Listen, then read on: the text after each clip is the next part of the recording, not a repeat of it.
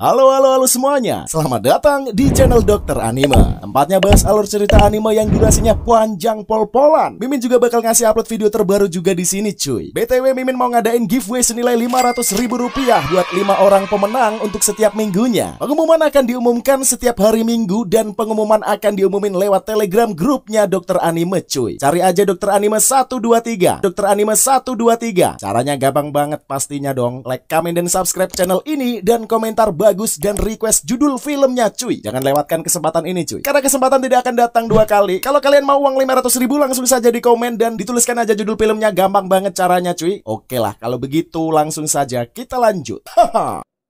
Kali ini nih Mimin akan ngebahas anime yang berjudul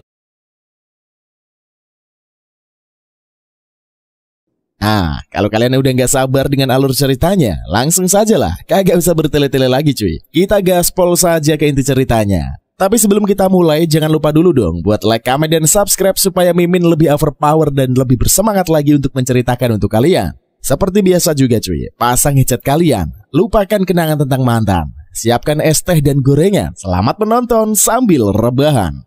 Cekipbrot.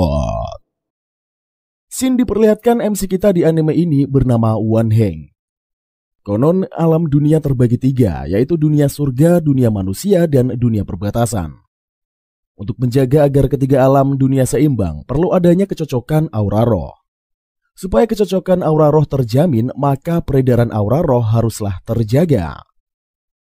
Adapun yang bertugas mencari aura roh adalah orang-orang dari dunia perbatasan yang disebut juga dengan panggilan Black and White Warrior. Kemudian Wan Heng ini membangunkan Xiao Bai dari tidurnya. Sebab mereka sudah terlambat untuk melakukan misi. Setelah itu, Wan Heng dan Xiao Bai bergegas pergi untuk mengabsenkan diri. Sementara Tuan Bao sedang mengomel soal dua bersaudara yang kerjaannya selalu saja telat. Padahal sudah beberapa kali diperingati, kedua bocah ini tidak ada henti-hentinya melakukan kesalahan. Dengan terengah-engah, akhirnya kakak beradik ini tiba. Saat melihat kedua bocah, Tuan Bao yang melampiaskan amarahnya. Setelah itu Tuan Bao pun meminta keduanya segera melaksanakan tugas. Di sisi lain tampak seseorang bocah bernama Kepang yang terlihat begitu OP. Kepang sama sekali tidak ada rasa takut di hatinya. Kekuatan Kepang ini terasa di luar nalar, yang membuat pria dewasa bernama Bucat terheran-heran. Lantas bocah itu pun meminta Kepang untuk menghentikan kebrutalannya.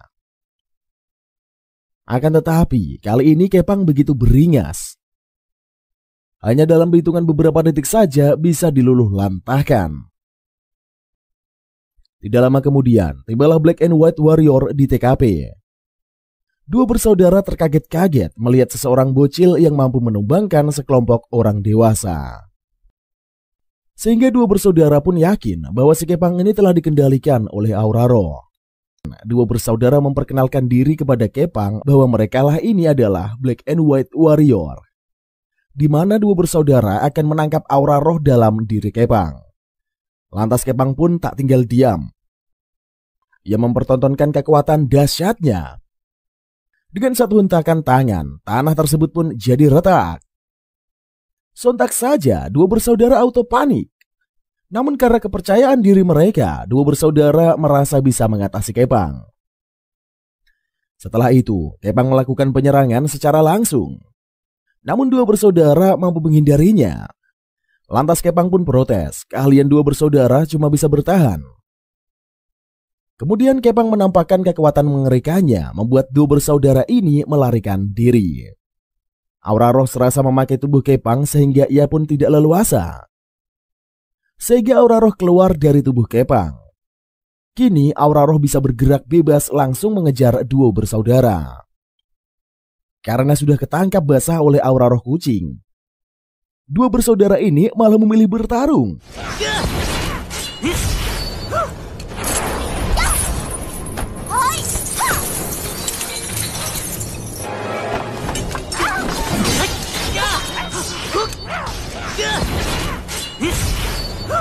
Terjadilah pertarungan yang amat sengit. Kemudian Wan Heng terjatuh ke loteng. Sehingga setelah itu kucing itu pun menyerang Xiao Bai secara bertubi-tubi. Hingga akhirnya kucing ini memberikan serangan pamungkasnya. Namun nyawa Xiaobai lah yang berhasil selamat. Karena berkat seorang Black and White Warrior yang lainnya. Kompang pun terlihat sangat kuat, mampu mengimbangi kelincahan si kucing. Seiring berjalannya pertandingan, Kompang pun berhasil mengalahkan si kucing. Setelah mendapatkan inti dari si kucing, Kompang bergegas meninggalkan arena. Sementara Wan Heng mencemaskan keadaan Xiaobai. Dari kejauhan, Nonasha menyaksikan peristiwa Black and White Warrior bertanding. Selanjutnya terlihat segel danau surgawi yang hampir retak. Sehingga tim pengawas segel manusia. Lalu salah satu petugas mengatakan tekanan di sekitar segel sangat tidak stabil. Sehingga roh pengembara telah melarikan diri. Lalu wakil ketua berkomentar, situasi demikian sangat kacau. Bergegas si wakil ketua pun meminta para petugas seluruh istana. Di lain sisi, Tuan Bao memarahi dua bersaudara karena gagal dalam menangkap aura roh. Kekesalan Bao ini semakin menjadi-jadi. Saat mengetahui aura roh yang diincar oleh dua bersaudara, alhasil ditangkap oleh Black and White Warrior di istana lain. Tuan Bao merasa di tengah amukan Tuan Bao nongollah Master Zhong di sana. Lalu Master Hong berkata, Tuan Bao tidak perlu terlalu keras kepada kedua bocah. Master Zhong menawarkan kalau dua bersaudara ini lebih baik berada di dalam didikan Tuan Bao daripada harus ditangani olehnya. Lantas Master Zhong meminta dua bersaudara sebaiknya tinggal di kediaman Tuan Bao. Mendengar ocehan Master Zhong, Tuan Bao terdiam. Setelah itu, Tuan Bao mengatakan lebih baik tugas mengawasi dua bersaudara ditangani oleh Master Zhong. Kemudian Tuan Bao meminta Nonasha memberikan dua bersaudara tugas baru. Tiba di kediaman seorang mangaka. Mereka melihat mangaka yang begitu serius dalam pekerjaannya. Tidak lama kemudian bel pun berbunyi. Ternyata yang mengunjungi contek ini adalah wanita idamannya yang bernama Xiao Xia. Sontak saja contek sangat senang. Lalu Xiao Xia bertanya bagaimana pendapat contek atas penampilannya. Soalnya Xiao Xia sekarang bekerja sebagai model. Meski masih amatiran, dengan wajah memerah contek berkata jika Xiao Xia terlihat menawan. Mendengar pujian dari contek, Xiao Xia jadi tersipu malu. Selagi contek dan Xiao Xia berbicara, dua bersaudara ini sibuk mondar-mandir sana sini. Mengenai dua bersaudara, manusia tidak akan bisa melihat mereka. Kemudian Xiao Xia berkata bahwa dia mendoakan contek menjadi mangaka terkenal. Sehingga tidak perlu lagi tinggal di kosan bawah tanah. Sontak saja, contek pun tidak rela bila dirinya harus meninggalkan kompleks bawah tanah. Sebab nantinya contek tak bisa bertetangga lagi dengan Xiao Xia. Kemudian Xiao Xia memberikan camilan buat disantap oleh contek. Setelah itu Xiao Xia berpamitan dan ia pun pergi meninggalkan kediaman contek. Lalu contek masuk ke dalam rumah melanjutkan kegiatan menggambar komik. Sementara Xiaobai memarahi Wan Heng yang ingin segera mematikan contek. Karena Xiaobai merasa tidak ada salahnya membiarkan contek menikmati kebersamaannya dengan Xiao Xia.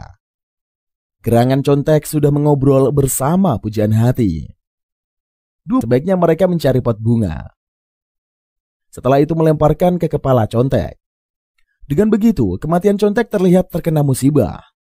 Mengenai tugas dua bersaudara yang diceritakan oleh Black and White Warrior juga mengambil nyawa manusia yang nantinya sudah waktunya mati. Sehingga Black and White Warrior akan membuat kematian manusia terlihat seperti kecelakaan. Karena tidak ditemukan pot bunga di sana, Wan Heng pun mengatakan kalau pensil contek lambat laun juga akan tumpul. Sehingga contek memerlukan pisau untuk mempertajam pensil. Di saat itulah dua bersaudara akan melakukan tugas untuk menyayat pergelangan tangan contek. Akan tetapi persepsi Wan Heng salah besar. Sebab contek tidak menggunakan pisau, melainkan parutan pensil modern. Sontak saja dua bersaudara auto kaget. Membuat mereka tersadar kalau zaman ini sudah canggih. Terpaksa Wan Heng pun harus mencari pot bunga juga. Lalu keduanya keluar dari kediaman contek untuk menemukan pot bunga. Di sisi lain, di laut dalam, segel danau surgawi telah hancur sepenuhnya. Selanjutnya dua bersaudara mengikuti Contek. Lalu Wan Heng meminta Xiaobai segera mencari pot bunga. Selagi menghambat Contek, mendadak Wan Heng memegang erat kaki Contek hingga terjatuh. Lantas Wan Heng pun mulai berakting sebagai Pak Tua. Namun Contek keheranan mengapa orang tua memiliki tubuh seperti anak muda. Kemudian Contek menyadari bahwa Wan Heng memang masih anak-anak. Melihat adegan antara Contek dan Wan Heng, para kerumunan menganggap keduanya tengah berbuat tak baik di depan umum. Sehingga mereka pun memilih menjauhi Contek dan Wan Heng. Karena kasihan, Contek memberi Wan Heng uang. Akan tetapi, Wan Heng malah marah mengatakan dirinya bukanlah pengemis. Sehingga Wan Heng pun mencampakkan uang pemberian dari Contek ke lantai. Meski Wan Heng sudah kasar, Contek tidak marah. Malahan Contek memberi sandwich kepada Wan Heng. Saking terharunya Wan Heng, ia pun menangis. Di tengah kegalauan Wan Heng, datanglah Xiaobai. Lalu Xiaobai mengatakan bahwa wilayah yang mereka singgahi ini adalah area perkantoran. Xiaobai tidak bisa menemukan satu pot bunga. Saat menyadari Contek tidak ada lagi di dekatnya, Wan Heng pun jadi panik. Kemudian Xiaobai menuju kemana Contek pergi. Setibanya di kantor, Contek memberikan manga buatannya. Setelah membaca naskah Bu Editor yang menghina karya Contek, menurut Bu Editor, cerita dan gaya gambaran Contek ini terlihat sangatlah kuno. Di zaman sekarang, genre BL lagi pada hot. Seharusnya Contek membuat cerita seperti itu saja. Namun Contek merasa genre boys love memang populer, tapi sangat tidak realistis. Contek hanya mau menceritakan kisah yang menurutnya normal-normal saja, tidak melanggar etika kemanusiaan. Lalu Bu Editor membandingkan Contek dengan mangaka online. Sontak saja, Contek tidak terima dan menahan dirinya. Lagi-lagi Bu Editor mengeluarkan ocehan sadis sampai menyinggung harga dirinya Contek. Belum lagi Bu Editor meminta Contek untuk bunuh diri saja. Bahkan Bu Editor memberitahukan cara bunuh diri terbaik untuk Contek. Wah, dadidau banget ini cuy. Yaitu melompat dari lantai tertinggi. Akhirnya kata-kata Bu Editor pun tersemat di hati Contek. Tiba-tiba, Bu Editor tidak sadarkan diri. Ternyata sedari tadi Bu Editor dirasuki oleh Wan Heng. Semua perkataan Bu Editor berasal dari Wan Heng. Karena hanya melalui Bu Editor lah, Wan Heng bisa mempengaruhi supaya Contek mengakhiri hidupnya. Bila itu terjadi, tugas dua bersaudara akan berhasil. Lalu Contek berdiri di tepi gedung sembari memikirkan kegagalannya selama ini. Namun niat matinya ini belum kuat. Sebab Contek masih memikirkan Xiao Xia. Wan Heng yang tahu isi hati Contek membuat ilusi di mana Xiao Xia sedang kencan dengan seorang pria. Padahal sebenarnya Xiao Xia amat mencintai dan menerima Contek apa adanya. Akan tetapi tidak ada cara lain lagi yang bisa dilakukan dua bersaudara. Bersamaan dengan patah hatinya, keinginan Contek untuk hidup benar-benar sirna. Sehingga Contek pun nekat terjun ke bawah untuk mengakhiri hidupnya. Melihat Contek yang frustasi, Xiaobai merasa perbuatan mereka ini menggunakan Xiao Xia tidaklah benar. Tiba-tiba, Wan Heng menangis sembari memegang sandwich pemberian Contek. Karena Wan Heng merasakan kalau Contek ini murni orang baik. Rasa simpatinya terhadap Contek pun membuat Wan Heng berubah pikiran. Lalu Wan Heng meminta Xiaobai bekerja sama dengannya. Sehingga dua bersaudara membantu Contek mendarat. Dengan begitulah, Contek tidak bisa terluka sama sekali. Semua warga yang menyaksikan aksi bunuh diri Contek terheran-heran. Begitu juga Contek yang kebingungan mengapa dia belum juga meninggoy. Padahal sudah melompat dari gedung tertinggi. Kemudian para kerumunan pun mengabadikan Contek menggunakan ponsel mereka. Tidak lama kemudian datanglah Bu Editor. Ia mengatakan kekagumannya atas karya komik buatan Contek. Selama ini, Bu Editor mencari mangaka seperti Contek. Contek terheran-heran melihat perubahan dari Bu Editor. Lantas Contek tidak percaya dan meminta Bu Editor mengulangi kata-katanya. Bu Editor pun menuruti keinginan Contek. Setelah mengetahui kepastiannya, Contek bersorak gembira. Atas diterima dirinya menjadi salah satu mangaka di perusahaan Bu Editor. Xiaobai merasa haru melihat kebahagiaan Contek. Akan tetapi, perasaan bahagia Xiaobai pun menghilang. ketika Wan Heng mengingatkan kalau mereka sudah gagal melaksanakan tugas. Sehingga dua bersaudara harus bersiap-siap menerima hukuman dari Tuan Bao. Selanjutnya, Ping Ping sedang 99 orang dari Boundary Realm. Lagi-lagi Pentung mengingatkan bahwa Wan Heng adalah kawanannya. Tentu saja Wan Heng pun tidak terima. Lalu Wan Heng mengeluarkan senjatanya untuk memotong rantai. Setelah itu, Wan Heng menyatakan bahwa dirinya bukanlah orang biasa, melainkan Black and White Warrior. Kemudian Pentung menyerap para roh pengembara. Sontak saja Wan Heng kaget siapa sebenarnya si Pentung ini. Soalnya hanya pemakan jiwa yang bisa bereaksi demikian. Setelah itu Pentung pun meminta Wan Heng untuk menyadari kembali bahwa dirinya ini adalah bagian dari kelompok si Pentung. Selanjutnya Master Zhong penuh dengan amarah mengeluarkan kekuatannya, sehingga Xiao Bai dan Bai Long ketakutan. Kemudian Compang pun tiba di Istana Langit. Saat menyadari kehadiran Compang, mendadak kemarahan Master Zhong mereda. Lalu Master Zhong meminta maaf atas kekasarannya. Meski demikian, Master Zhong tetap akan pergi menyelamatkan Wan Heng. Lalu Xiao Bai meminta dirinya juga diajak. Akan tetapi, Master Zhong tidak mengizinkan Xiao Bai pergi bersamanya. Sebab Master Zhong akan kesulitan melindungi Xiao Bai di dalam danau. Kemudian, Master Zhong meminta Compang untuk menjaga Xiao Bai. Setelah itu, Master Zhong menyuruh Bai Long untuk menembakkan Ginkgo Cannon ke danau surgawi. Apabila dirinya belum kembali dalam kurun waktu 1 jam, lalu Master Zhong pun akan bercanda meminta Compang mengirimkan bala bantuan. Kemudian Compang mengatakan Master Zhong harus segera pergi. Lantas Master Zhong terjun ke danau. Sementara Wan Heng melihat kengerian yang dilakukan Pentung. Kemudian Pentung bercerita bahwa Wan Heng ini berada di penjara ratusan hantu. Walau terdapat ratusan hantu pengembara, tetapi penyegelan dilakukan hanya pada 99 roh hantu dari Boundary Realm. Saat menyadari ada hantu yang menyerang, Wan Heng pun segera menebasnya. Sontak saja Pentung terkagum. Akan tetapi Pentung menertawakan Wan Heng. Sebab para roh hantu itu lebih kuat dari Wan Heng. Kemudian para hantu berterima kasih kepada Pentung karena merusak segel danau surgawi. Sehingga para hantu pun bebas keluar danau. Kemudian roh hantu membelenggu Wan Heng. Tiba-tiba saja tubuh Wan Heng melahap para roh hantu. Sementara Master Zhong berenang di danau surgawi menuju wilayah penjara ratusan hantu. Di benak Master Zhong bisa segera mengeluarkan Wan Heng yang sebelum Ginkgo Cannon ditembakkan. Akan tetapi di tengah jalan Master Zhong ia dihadang oleh kawanan musuh. Sedangkan Wan Heng begitu banyak menyedot para hantu pengembara. Melihat aksi itu, Pentung tertawa bahagia. Tidak lama kemudian, Wan Heng menjadi sesuatu yang baru dengan penampilan baru tersebut. Kepribadian Wan Heng pun berubah drastis. Kini Wan Heng telah menjadi orang lain. Selanjutnya, banyak sekali arwah yang pada naik ke permukaan.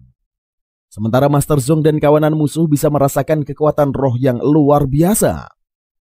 Kemudian salah satu anggota musuh berkata, mereka tidak menyangka kalau Wan Heng tidak mati malah berhasil mempersatukan ratusan roh dalam tubuhnya. Mengetahui hal itu, anggota musuh pada ketawa. Sebab kawanan musuh berpikiran dengan lahirnya Wan Heng dalam pribadi baru dapat memusnahkan para manusia di perbatasan. Lalu Master Zhong menjawab kesombongan kawanan musuh. Dengan mengeluarkan kekuatan dahsyatnya membuat musuh tersiksa. Sedangkan di Istana Langit, para petugas kebingungan dengan kestabilan roh. Mendadak radio pengintai pun hancur.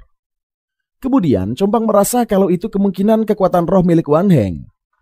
Akan tetapi Xiao Bai meyakini bahwa kakaknya ini tidak mempunyai kekuatan roh. Menurut Compang bisa saja pengaruh pusaran roh. Di kesempatan itulah Compang memberitahu kabar yang mengejutkan buat Xiao Bai. Yaitu jati diri Wan Heng adalah hantu ke-100. Di lain sisi, Pentung mengajak Wan Heng untuk berkelahi.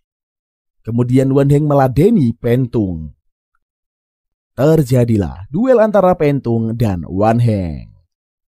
Dilihat dari sisi kemampuan, Wan Heng emang lebih unggul cuy. Lalu Pentung pun berkata kalau Wan Heng tidak perlu terlalu serius ketika bertanding bersamanya. Setelah itu, Pentung mengeluarkan senjata ingin menebas Wan Heng. Akan tetapi, Wan Heng sangat mudah menghentikan Pentung. Wan Heng bergegas untuk menyerang musuhnya. Sementara Master Zhong mengobrol soal masa lalu bersama kawanan musuh, di mana para musuh ini sangat dendam karena Master Zhong telah mengurung mereka. Namun kali ini kawanan musuh tidak akan membiarkan Zhong membodoh-bodohi mereka. Kemudian Master Zhong pun memberitahu kalau dia sudah membunuh Puncung.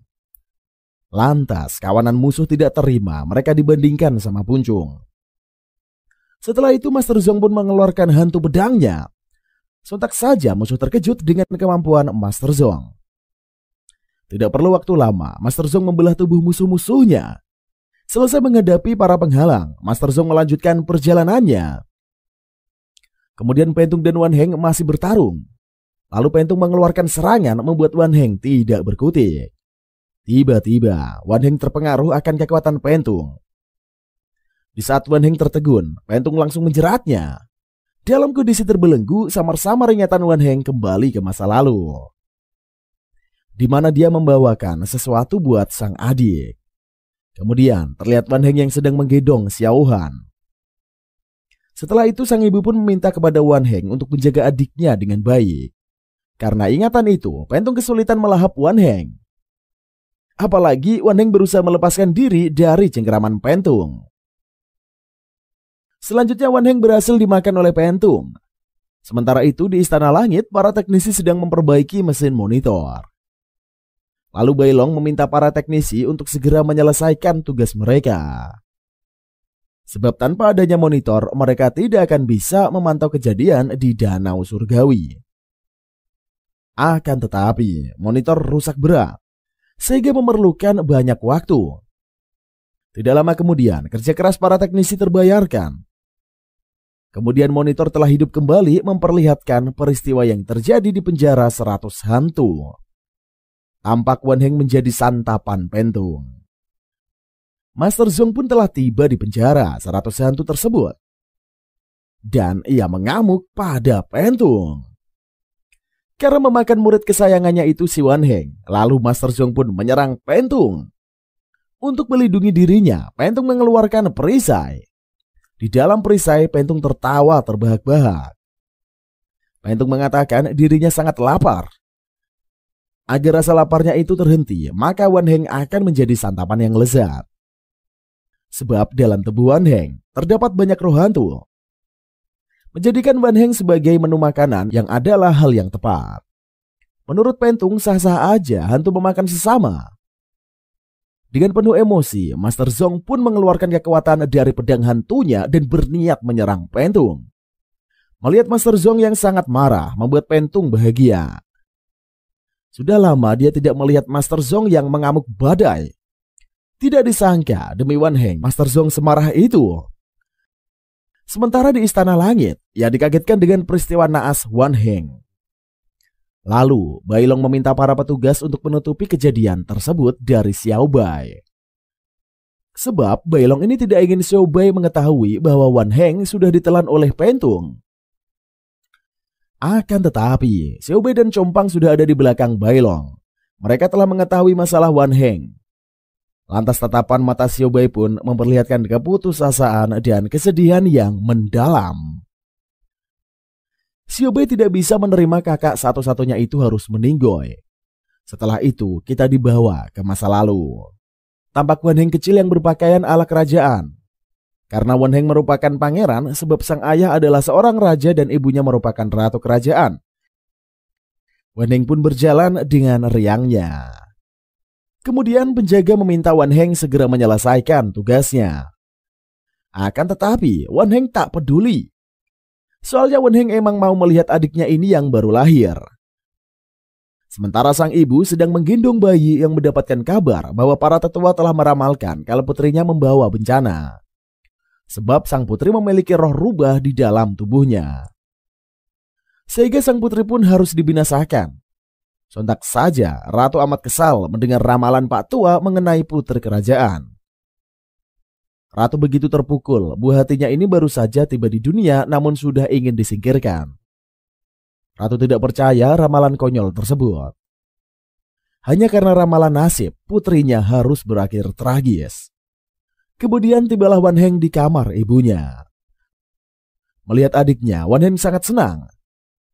Lalu ibunya pun berkata kalau Wan Heng harus segera menjaga adiknya dengan baik. Mendengar hal itu, Wan Heng pun berkata seharusnya penjagaan sang adik di bawah naungan ibunya. Apalagi Wan Heng merasa sangat sedih karena harus menanggung beban seperti itu. Lagian Wan Heng juga masih kecil, masih ingin bermain. Mendengar ucapan putranya itu, sang ibu langsung mencubit pipinya Wan Heng. Kemudian ibunya berkata, bagaimanapun Wan Heng ini adalah kakaknya, sehingga tetap harus menjaga sang adik. Belum hilang kegelisahan sang ratu, dia mendapatkan info terbaru, di mana para bangsawan telah berkumpul di istana meminta raja bergegas memutuskan bahwa sang putri harus dibunuh. Sontak saja ratu sangat kesal dengan niat jahat orang-orang terhadap putrinya. Di tengah kegalauan dan amarah ratu, Wan Heng mencairkan suasana. Lalu Wan Heng berkata dirinya akan menjaga adiknya dengan baik, sehingga ratu pun tidak perlu khawatir. Setelah mendengar perkataan putranya, amarah ratu pun mereda. Kemudian terlihat sosok Wan Heng kecil yang sedang berdiri. Lalu di depannya ada Wan Heng hantu yang sedang mengamuk. Lantas Wan Heng kecil mempersiapkan pedangnya. Kemudian Wan Heng kecil pun berkata dirinya ini adalah Black and White Warrior dari istana kelima neraka. Lantas Wan Heng hantu menoleh ke arah Wan Heng kecil. Tidak lama kemudian muncullah di antara mereka Wan Heng bangsawan. Selanjutnya Bailong panik melihat Xiao Bai. Lalu Xiao Bai yang sedang sedih melihat Compang berbicara kepadanya. Xiao Bai tidak mendengar sama sekali ucapan dari Compang. Begitu juga saat Xiao Bai menatap ke arah Bailong yang sedang mengoceh. Akan tetapi satu perkataan Bailong terdengar. Mendadak Xiao Bai tidak sadarkan diri. Kemudian terlihat Xiao Bai yang sedang berbicara dengan Wan Heng. Sementara Wan Heng kecil sedang berbincang dengan Wan Heng hantu. Di kesempatan itulah Wan Heng kecil bertanya bagaimana cara keluar dari alam lain. Kemudian Wan Heng hantu pun berniat untuk kabur dari sana. Sebaiknya Wan Heng kecil harus melupakannya, sebab mereka tidak akan bisa melepaskan diri dari sana. Namun Wan Heng tidak ingin lebih lama berada di sana, karena keluarga satu-satunya Xiao Bai sedang menunggu kedatangannya. Sehingga Wan Heng harus cepat menemui sang adik. Bila tidak, Xiao Bai akan kesepian. Apalagi saudara satu-satunya itu adalah Wan Heng kecil. Mendengar ocehan Wan Heng kecil membuat Wan Heng hantu tertawa-tawa. Lantas Wan Heng hantu pun mempertanyakannya, keluarga apa yang dimaksud oleh Wan Heng kecil. Setelah itu diperlihatkanlah kisah Wan Heng bangsawan yang sedang berlatih bersama Pak Tua. Nampak Wan Heng bangsawan ini belum bisa menandingi sang guru. Ditambah telapak tangannya yang terluka menyebabkan Wan Heng bangsawan kesulitan mengayunkan pedangnya. Kemudian Pak Tua pun meminta Wan Heng bangsawan untuk tidak berlatih terlalu keras. Akan tetapi Wan Heng bangsawan merasa dia harus menjadi lebih kuat untuk melindungi adiknya. Tidak lama kemudian sang adik datang menemui Wan Heng bangsawan. Melihat adiknya membuat Wan Heng sangat bahagia.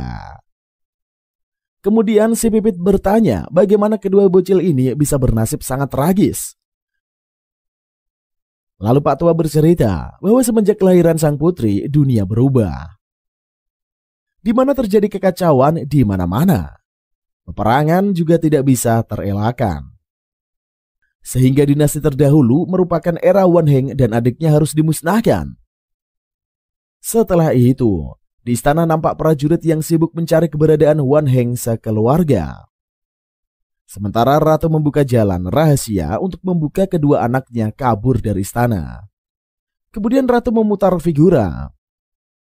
Tidak lama kemudian terbukalah pintu yang memperlihatkan turunan anak tangga.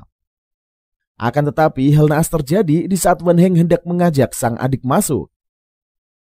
Malah ia terjatuh dan membuat suara tangisan menarik para prajurit.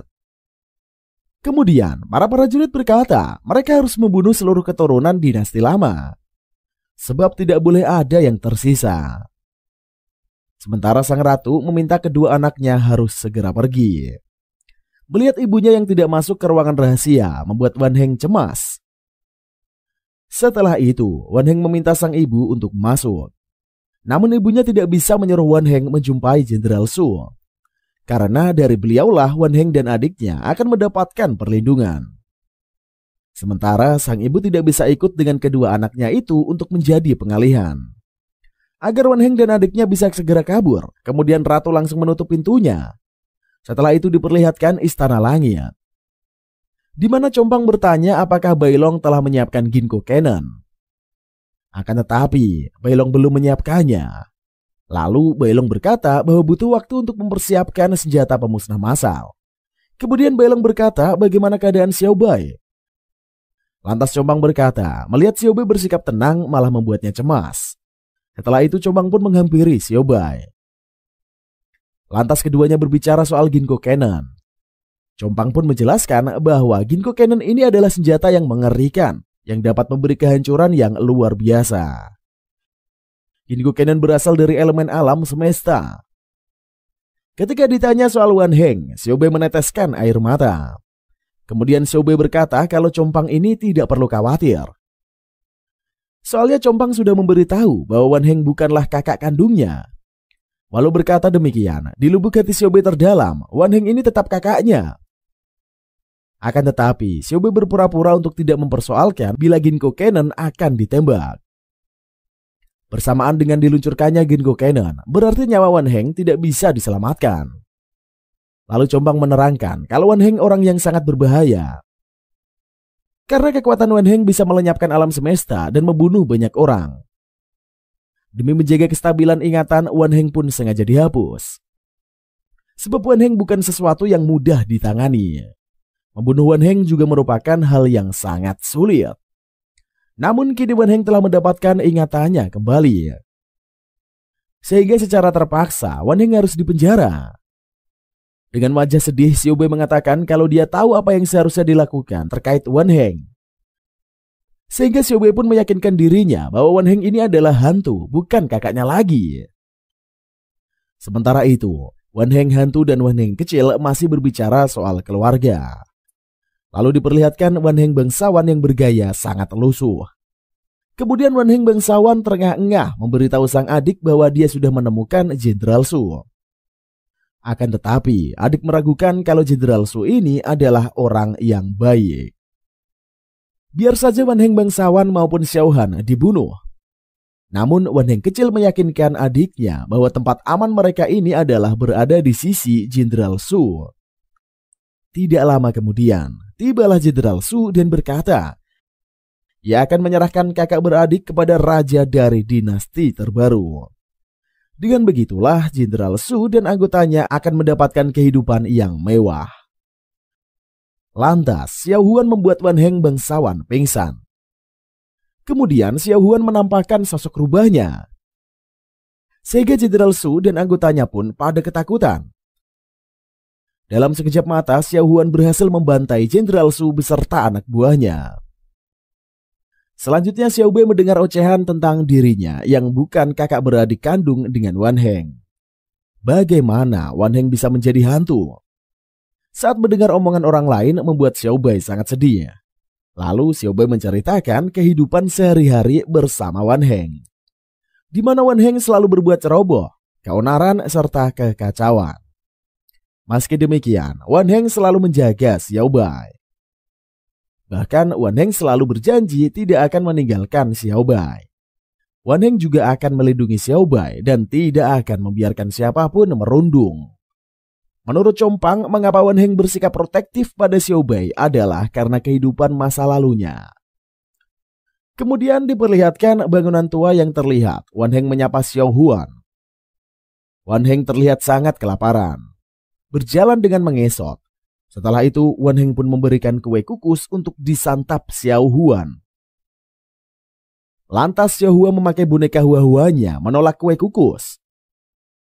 Sebab selama 1 bulan Xiao Huan selalu memakan kue kukus. Sehingga perutnya merasa sangat muak untuk menyantap kue kukus. Lalu Wan Heng pun mengatakan dia akan menyimpan kue kukusnya itu. Bila perut Xiao Han sudah lapar, ia boleh meminta kue itu kepadanya. Setelah itu, Wan Heng memperlihatkan mainan kepada Xiao Huan. Lagi-lagi, Xiao Huan menggunakan boneka hua-hua untuk menolak mainan tersebut. Karena Xiao Huan tidak suka, Xiao Huan pun meminta kakaknya membawa makanan musim gugur yang ada di jajanan festival. Kemudian Wan Heng menyanggupi permintaan adik kesayangannya itu, sehingga Wan Heng bergegas pergi. Akan tetapi, Xiao Huan memanggil Wan Heng. Lalu Xiao Huan memanggil perantara boneka hua-hua, mengatakan kalau dia sangat suka dengan mainan pemberian kakaknya. Melihat adiknya yang menyukai mainan pemberiannya, Wan Heng jadi bersemangat. Kemudian Wan Heng pun berjanji pada Xiao Huan akan membawakan makanan pesanannya. Setelah mengatakan hal itu, Wan Heng meninggalkan rumah tua menuju tempat festival berlangsung. Sesudah kepergian Wan Heng, siluman rubah keluar dari tubuh Xiao Huan, sehingga membuat tubuh Xiao Huan sangat lemas. Lalu siluman rubah berkata, apakah Xiao Huan tidak masalah harus tinggal di rumah tua secara terus-menerus? Di sela-sela pembicaraan, muncullah anggota Black and White Warrior, meminta siluman rubah alias Nonasha ikut pergi bersama mereka. Lantas siluman rubah berkata, dirinya ini tidak menyangka kalau Black and Warrior akan muncul di sana. Sementara itu, Wan Heng sudah mendapatkan pesanan sang adik mengenai kabar yang mengejutkan, bahwa para masyarakat sibuk berlarian ingin menyaksikan eksekusi mati putri dari dinasti yang terdahulu. Sehingga Wan Heng pun tanpa sadar menjatuhkan kuenya, lalu bergegas pergi ke tempat kerumunan. Wan Heng berusaha keras menerobos kumpulan warga. Walau mendapat perlakuan yang kasar, Wan Heng tidak peduli dan terus berjalan hingga garis terdepan. Sesampainya di barisan terdepan, Wan Heng pun dikagetkan dengan peristiwa yang menyedihkan. Wan Heng mencoba mendekati sang adik, akan tetapi tidak bisa. Sementara Black and White Warrior telah menyegel kekuatan siluman rubah pada diri Xiao Huan. Akibatnya siluman rubah tidak bisa membantu Xiao Huan. Lantas Xiao Huan mengamuk pada Black and Warrior yang tidak tahu menahu. Namun menangkap dirinya hanya berdasarkan perintah saja. Padahal selama ini Xiao Huan merasa membunuh orang-orang itu untuk melindungi dirinya dan Wan Heng. Kondisi Xiao Huan amat sangat menyedihkan, membuat hati Wan Heng pun teriris-iris seperti disayat sembilu, di mana tali terpasang di bagian leher, tangan, dan kakinya. Yang parahnya lagi cuy, tali-tali tersebut terhubung kepada hewan kuda. Sungguh mengerikan. Oke lah, kita lanjut. Sehingga bila para kuda berjalan dalam posisi masing-masing, akan menarik leher, tangan, serta kaki dari Xiao Huan. Jika dibiarkan terus-menerus, kepala, kaki, dan tangan Xiao Huan akan terpisah dari tubuhnya. Sungguh buset. Sontak sajalah, Wan Heng tidak bisa menerima perlakuan buruk terhadap adiknya itu. Karena Wan Heng tidak memiliki cukup kekuatan, dia hanya bisa tertahan sembari meratapi sang adik. Karena tugas sudah selesai, Black and Warrior pun pergi. Sedangkan Xiao Huan mengetahui Wan Heng yang ada di sana memberikan senyuman dan mengatakan sesuatu. Kemudian prajurit memukul para kuda. Dengan pukulan itulah para kuda mulai berpindah posisi. Bersamaan dengan itu, tubuh Xiao Huan yang terpasang tali ikut tertarik. Dari kejauhan, Wan Heng melihat mainan pemberiannya terjatuh. Di sisi lain, Combang berada di rumah tua. Lalu Combang merenung sembari melihat boneka hua-hua milik Xiao Huan yang terdapat bercak darah. Sementara itu, Wan Heng syok melihat darah adiknya yang bercucuran. Lalu kepala Xiao Huan terlepas dari tubuhnya, menggelinding ke arah Wan Heng. Lantas Wan Heng mengambil dan memegang kepala Xiao Huan itu. Kemudian Wan Heng berkata, dia akan melindungi Xiao Huan untuk menepati janji kepada ibunya. Tiba-tiba, punggung Wan Heng mendapat hujanan tombak. Setelah itu Wan Heng pun mengembuskan nafas dan robot yang berlari menaiki anak tangga. Lalu robot berkata, apakah mereka bisa meyakinkan master dari istana ke-6 itu? Soalnya master istana ke-6 merupakan yang paling OP dari master lainnya. Menurut Ping Ping, Compang akan mengurus masalah itu. Akan tetapi di tengah perjalanan Ping Ping, robot pria bernama Yao Renju merupakan salah satu maupun sang robot. Lantas Master Ren pun tanpa segan langsung menggunakan pedangnya menyerang Ping Ping. Sontak saja robot ketakutan dan ia mengatakan kalau mereka mendapatkan perintah untuk meminta bantuan Master Su terkait kasus Gunung Putih. Setelah mendengar perkataan robot, Master Ren pun tidak berbuat kasar lagi. Kemudian Master Ren mengajak robot dan Ping Ping menemui si Kou Tong Rong yang merupakan satu dari 10 jenderal neraka Fish Guild. Kemudian Ping Ping memberitahukan tujuan kedatangan mereka untuk menemui Master Su. Lalu Master Tong tahu identitas Ping Ping adalah rekannya Compang, puji oleh Master Tong. Melihat wajah robot yang tersipu membuat Master Ren keheranan. Kemudian Master Tong menolak secara tegas keinginan Ping Ping. Meski Master Tong dan Compang teman sekelas, tetapi bukan berarti dapat seenaknya saja. Menurut Master Tong, istana ke-6 tidak ada kaitannya dengan Black and White Warrior. Master Tong juga berpesan pada Ping Ping untuk menyampaikan pesan kepada Master Zong bahwa dirinya masih keluar hidup-hidup dari danau surgawi. Maka Master Tong harus kembali menjadi bagian dari istana ke-6 suatu hari nanti. Melihat sikap sombong Master Tong, Ping Ping amat kesal. Lalu Ping Ping mengatakan kalau Master Tong ingin menyampaikan pesan, sebaiknya berbicaralah langsung kepada Compang dan Master Zong. Tidak perlu melalui perantara dari Ping Ping. Merasa terhina dengan sikap Ping Ping, Master Tong mengeluarkan kekuatannya. Akan tetapi, Ping Ping bersikap santuy aja cuy. Sementara robot memohon Master Tong untuk tidak main kekerasan. Menandakan Master Dong Ting merupakan yang terkuat dari 10 jenderal neraka. Lalu menghentikan tindakan Master Tong. Kemudian Master Ting meminta Master Tong untuk tidak berbuat sok paten di istana ke-6. Kemudian Master Fufu, salah satu dari 10 jenderal neraka tawon, tersenyum. Lalu Master Tong berkata dirinya hanya menjalankan peraturan istana ke-6. Jadi ya boleh-boleh saja kalau dirinya menghalau tamu tidak diundang seperti Ping Ping dan robot. Kemudian Master Tong menyuruh Master Ting tidak ikut campur masalah istana ke-5. Mendengar Master Tong berbicara tidak sopan pada Master Dong Ting, Master Fufu menegurnya.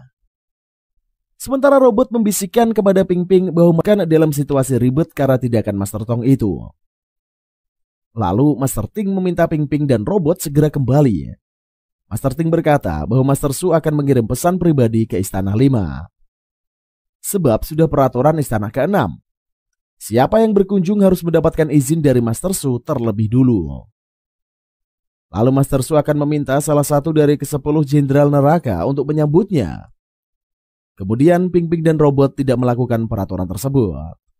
Dengan terpaksa Master Ting and the Gang tidak bisa membawa Ping Ping dan robot karena sudah diberitahu oleh Master Ting. Akhirnya Ping Ping dan robot meninggalkan istana ke-6. Robot berkata kepada Ping Ping, mungkin Master Ting akan menyampaikan keinginan mereka. Lantas Ping Ping berharap semoga Master Ting benar akan membantu mereka. Di sisi lain, Wan Heng kecil telah mengetahui masa lalunya setelah mendengar Wan Heng hantu. Sehingga Wan Heng kecil pun sangat syok mengetahui kenyataan pahit itu. Kalau Black and White Warrior telah membawa sang adik pada kematian. Akan tetapi, Wan Heng kecil masih belum percaya pada ucapan dari Wan Heng hantu. Sebab Wan Heng kecil tahu bahwa adiknya adalah Xiao Bai. Namun Wan Heng hantu mengatakan bahwa itu hanya skenario. Demi menutupi kekuatan dari Wan Heng kecil. Maka diciptakanlah cerita bahwa Wan Heng kecil ini memiliki adik dari Xiao Bai. Memiliki adik Xiao Bai. Padahal tidak demikian cuy. Selama ini Wan Heng hanya sebuah angan akan jati dirinya sendiri. Terutama hubungannya dengan Xiao Bai yang selama ini menjadi adiknya. Wan Heng kecil mencoba menelaah semua informasi. Kini Wan Heng kecil jiwanya sangat terguncang. Di lain sisi, lalu salah seorang anggota mengabarkan terus-menerus bisa-bisa korban akan semakin berjatuhan. Lantas Compang didera kebingungan. Satu sisi, Master Zong masih berada pukul atas masalah Wan Heng yang sudah dilahap oleh Pentung. Lantas Compang amat kesal, berharap Master Zong segera keluar dari danau surgawi. Sementara Xiaobei menangis terseduh-seduh mengetahui situasi yang semakin mengerikan. Walau bukan saudara kandungnya, namun kebersamaannya. Selanjutnya Wan Heng frustasi merasa hidupnya ini tidak penting lagi. Sehingga dia ingin menyusul keluarganya.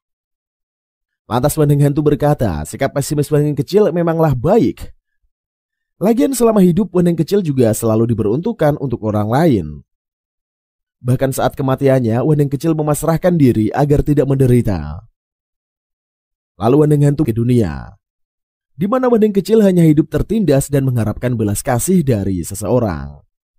Mendengar ocehan dari Wan Heng Hantu membuat Wan Heng kecil auto marah, sehingga Wan Heng kecil pun melancarkan bogeman mentah ke arah Wan Heng Hantu.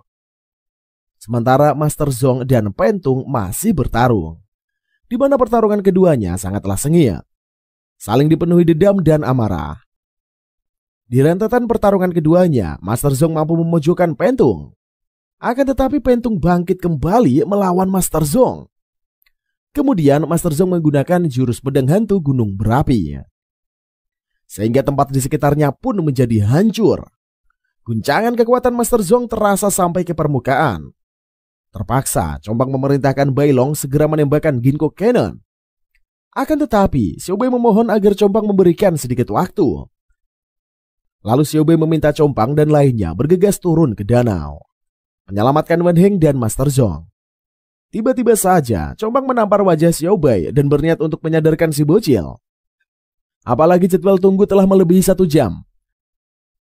Lagian Combang dan kawan-kawan juga tidak mengetahui hidup matinya Wan Heng dan Master Zong. Combang juga mengingatkan kalau Xiaobei tidak boleh egois dan mengorbankan keselamatan orang lain. Setelah mendengar wejangan dari Combang, Xiaobei hanya terdiam. Sementara Bai Long langsung meminta maaf pada Xiaobei bahwa dirinya ini harus menuruti perintah dan menembakkan Ginkgo Cannon ke danau. Kemudian semua sudah bersiap meluncurkan Ginkgo Cannon. Mendadak Xiaobei terjun ke danau sendirian untuk menjemput Wan Heng dan Master Zong. Sontak saja Combang terkaget-kaget melihat aksi nekat Xiaobei. Sementara Wan Heng kecil meronta-ronta dan mengarahkan pukulannya kepada Wan Heng Hantu. Akan tetapi Wan Heng Hantu mampu menghindari setiap pukulan. Tiba-tiba Wan Heng kecil berada di atas perahu melihat orang-orang dari masa lalunya.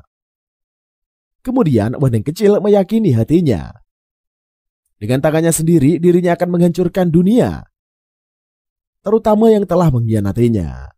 Sementara Pentung berkata kalau dirinya tidak akan mudah dikalahkan oleh Master Zong. Sebab Pentung merasakan kekuatannya sekarang yang amat besar. Mendadak Pentung mengalami sakit yang luar biasa hebatnya. Sehingga Master Zong pun heran mengapa Pentung bertingkah demikian. Karena Wan Heng kecil telah bersatu sepenuhnya dengan Wan Heng Hantu. Sehingga Wan Heng pun mampu keluar dari perutnya Pentung. Sontak saja Pentung kesakitan sekaligus kebingungan mengapa Wan Heng belum mati. Lantas Pentung memohon ampun kepada Wan Heng. Namun Wan Heng membantainya secara sadis tanpa memberikan ampun sedikit pun. Kemudian Master Zong melihatnya begitu terkejut. Sampai-sampai Master Zong pun tidak bisa mengedipkan matanya. Setelah urusannya dengan Pentung selesai, Wan Heng keluar menyapa Master Zong. Dan ceritanya pun usai sampai di sini cuy.